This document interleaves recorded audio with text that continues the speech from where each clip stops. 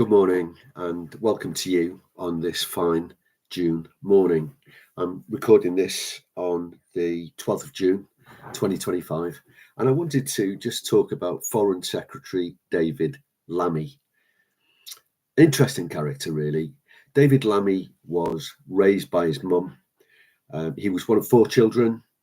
Like many black families, his home was a matriarchy. He was raised by his mother. Predictably, he became, this is for a politician, predictably, he eventually became a lawyer and he entered politics and he won his seat back in 2020. He's actually served now, speaking in 2025, 25 years as an MP. So he's a long-standing MP. He is good friends with the communist Jeremy Corbyn, famously leader of the Labour Party, who almost led the Labour Party into terminal decline.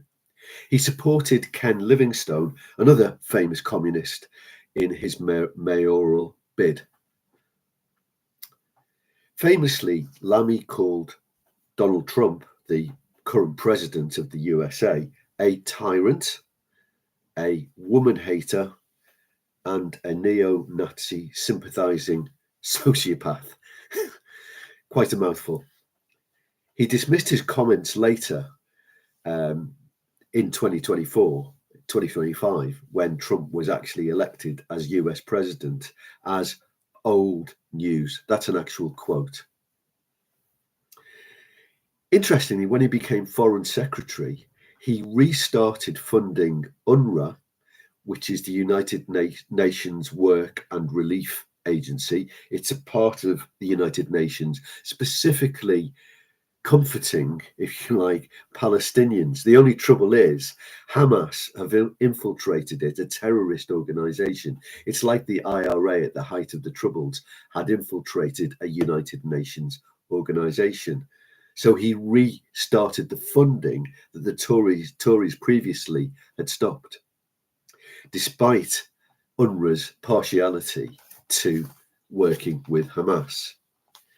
He wants to support Israel, apparently, yet agreed with the International Criminal Court to prosecute Prime Minister Netanyahu. So on one hand, he's saying, I support Israel. On the other hand, he's supporting the so-called International Criminal Court, which is a kangaroo court set up by anti-Israel states. He has continually veered towards penalising Israel, and this is notable in 2025. He still thinks that black people in Britain face bias for simply being black. He is a classic victimhood mentality person. He's a classic victimhood politician. He will change his tune on issues, and he's not a man of principles that you can pin down and moral clarity. He does chop and change quite a lot. Lammy himself is a Remainer. So in terms of Brexit and the Brexit vote back in 2016, he calls himself a supporter of the EU. He despises Brexit. Despite what he states, he's drifted away from support for, and I've featured Israel, if you like, because that's a good bellwether, if you like, to see where Lammy's coming from. He didn't describe Israel's actions taken against the terror invasion and slaughter by Hamas. He didn't describe Israel's actions as genocide, but his own actions and what he later said seemed to actually deny this. So there's a little bit of fuzz going on here. There's a little bit of smoke and mirrors going on here with Lammy. Lammy is himself a liberal Anglican. He's married. In 2009, famously on Celebrity Mastermind, he scored a very, very low 13 points in total. He answered with some howlers.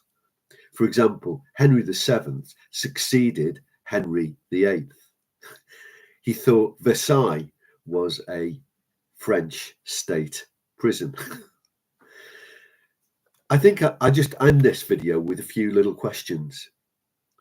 Is Lammy serious when he talks about things, about his position? Are we going to see him flip-flop? And famously, his boss, if you like, the Prime Minister, Sir Keir Starmer, is a real flip-flop politician. Is Lammy flip-flopping on key issues? How can he be friends with somebody like Jeremy Corbyn and still hold balanced views? That's a question. I don't know the answer to that one. And then just simply, his mastermind performance was dire. The serious point about that is, how does he, what's his understanding of British history? It does point to some serious lack of knowledge and understanding. Can you imagine Winston Churchill being on Celebrity Mastermind? He would score a maximum, I don't know what it was, 50 points possibly.